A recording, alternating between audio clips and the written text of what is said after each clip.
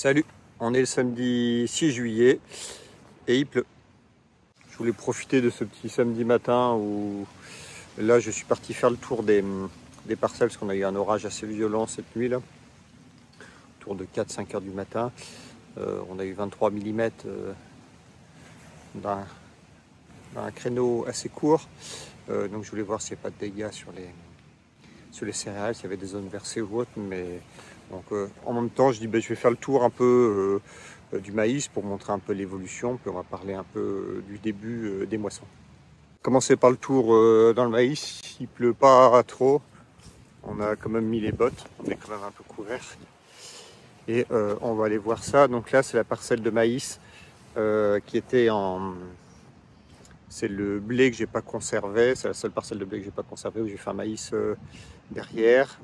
Donc une bonne pour rappel, je vous ai déjà montré plusieurs fois, mais il y a une bonne partie en strip-till et il y a des bandes en SD au milieu. On va marcher là-dedans.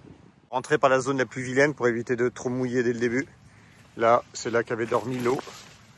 Il y avait une vingtaine de centimètres d'eau, puis vous voyez, là, là c'est de retour.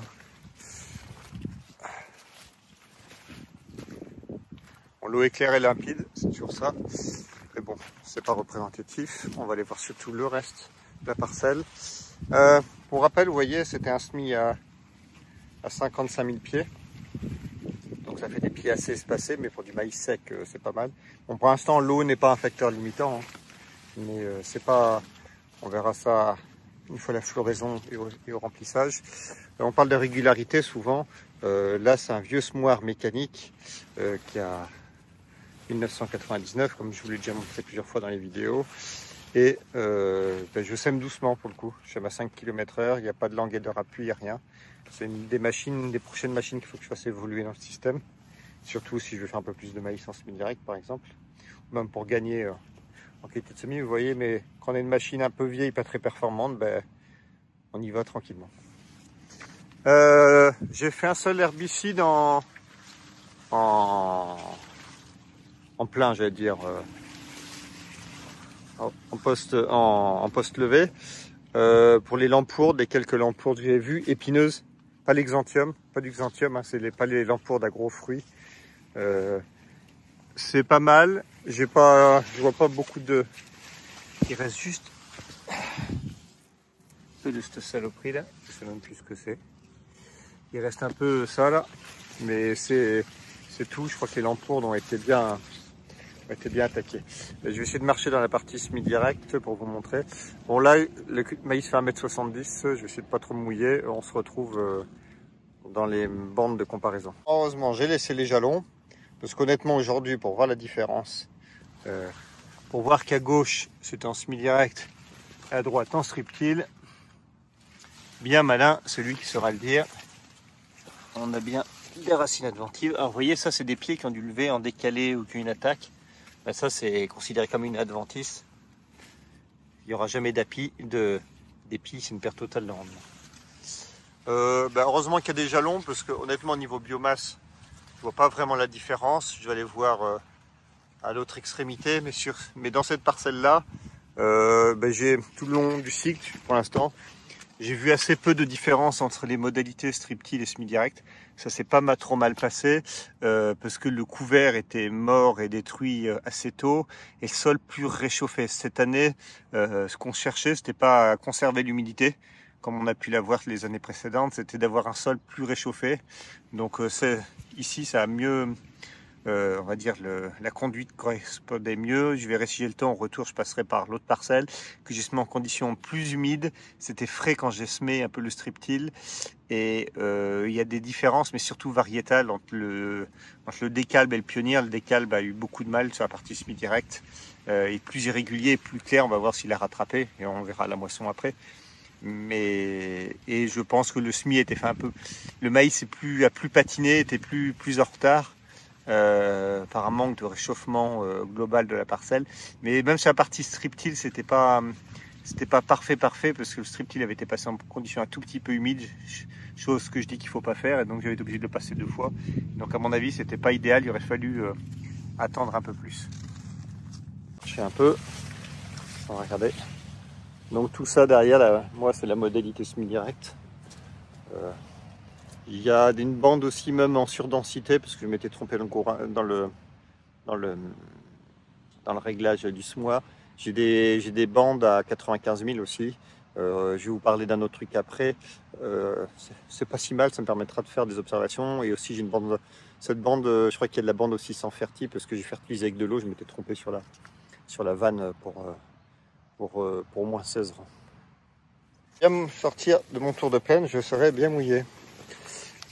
Donc là, hop, j'ai regardé le jalon. J'ai une zone à 95 000, une zone à 55 000. Alors en fait, les plus grosses différences au niveau de la parcelle, c'est une parcelle très hétérogène. C'est vraiment le type de terre qui marque, plutôt que la conduite culturale a beaucoup moins d'impact ici. Il y a des vagues un peu partout dans les champs. On verra dans le montage si je vous mets les calques NDVI développement. Mais il y a toute une bande en travers là-bas où c'est très compliqué depuis 8 ans.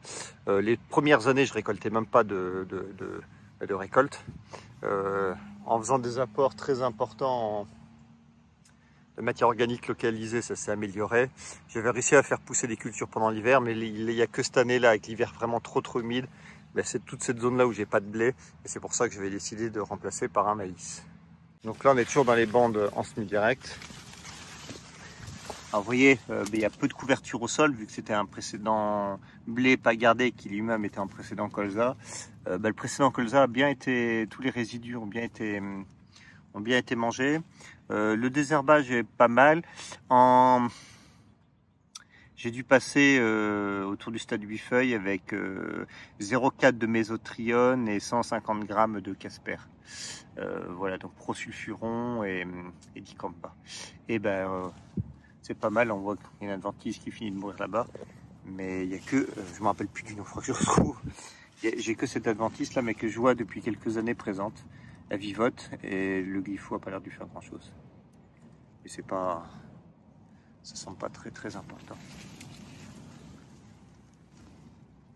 Alors là où je suis content, c'est le comportement du sol avec l'ensemble des millimètres qu'on s'est pris sur ces cultures de printemps. Et puis là encore l'orage assez violent qu'on s'est pris cette nuit. C'est que le sol réagit très bien, même s'il n'y a plus beaucoup de résidus en surface parce que tout a été digéré. On voit que le sol reste très bien en place et ça se comporte pas mal. Je suis assez satisfait par rapport à la précédente vidéo que je vous ai montré dans une zone où la terre, non, je vous ai pas montré les photos des parcelles voisines d'ailleurs, ou vidéos par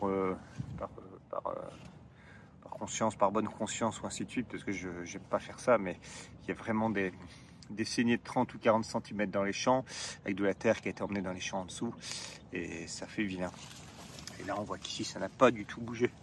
C'est des terres dominantes sableuses et limoneuses ici. On a des pieds assez costauds, bien enracinés. Bon. Allez, il n'y a rien de plus à dire. Je suis pas un grand spécialiste non plus du maïs. On en fait surtout en bio et en irrigué. On en a fait un peu en sec cette année. Là, sur la partie ACS, le but est de le refaire rentrer dans la rotation, comme je vous l'ai déjà expliqué. En remplacement du tournesol, déjà pour une rotation des matières actives et pour une quantité de matière qui est laissée au sol, c'est-à-dire pour venir aggrader un sol. Je trouve que le maïs est plus intéressant dans la rotation que le tournesol qui laisse le sol nu très longtemps et qui a assez peu de matière au sol. Et en plus dans le tournesol, j'utilise des matières actives que j'utilise déjà dans les céréales, qui est du tribunuron, qui est de la même famille que de l'allier, et de la pendie au SMI. Alors je n'utilise pas pour l'instant dans les autres cultures, mais ça pourrait, enfin il y a trop peu de variations de matière active, je trouve, avec cette culture. Et surtout, c'est que la surveillance est vraiment chiante. Et en semi-direct, c'est quasiment, voire impossible. Et voilà, et aussi je vais vous parler d'un truc où je risque de plus pouvoir utiliser ma coupe à tournesol.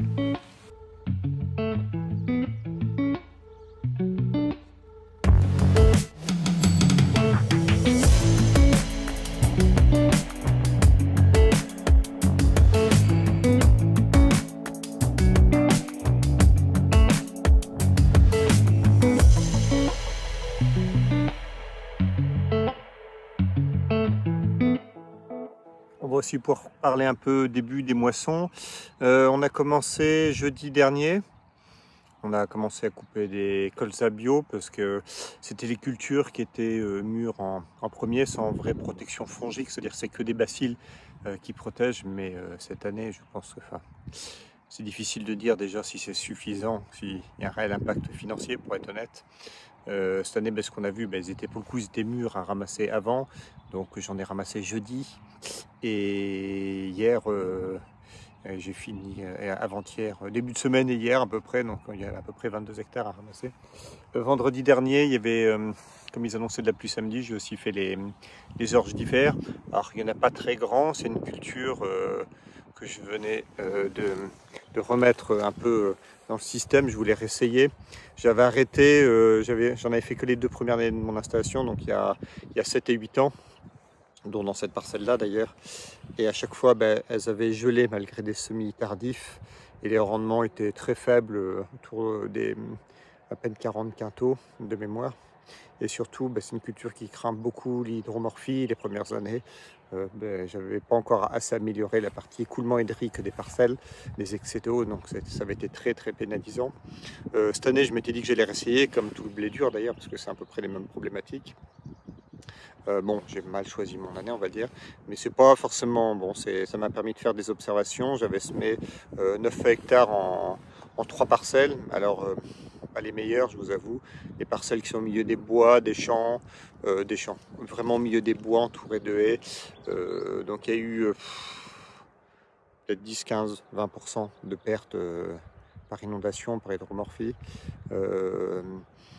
Là, j'ai que le rendement, on va dire, en quinto. J'ai pas le rendement économique, je vais le calculer là, maintenant. Ça fait à peu près 49 quintaux de moyenne.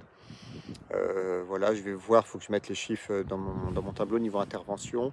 Et je ferai coller ça par rapport à du blé, parce que comme souvent, nous, c'est la réserve utile qui limite énormément les rendements en blé, puisque les rendements en blé peuvent varier de 45 à 70 quintaux, simplement liés à la quantité d'eau ou pas au printemps.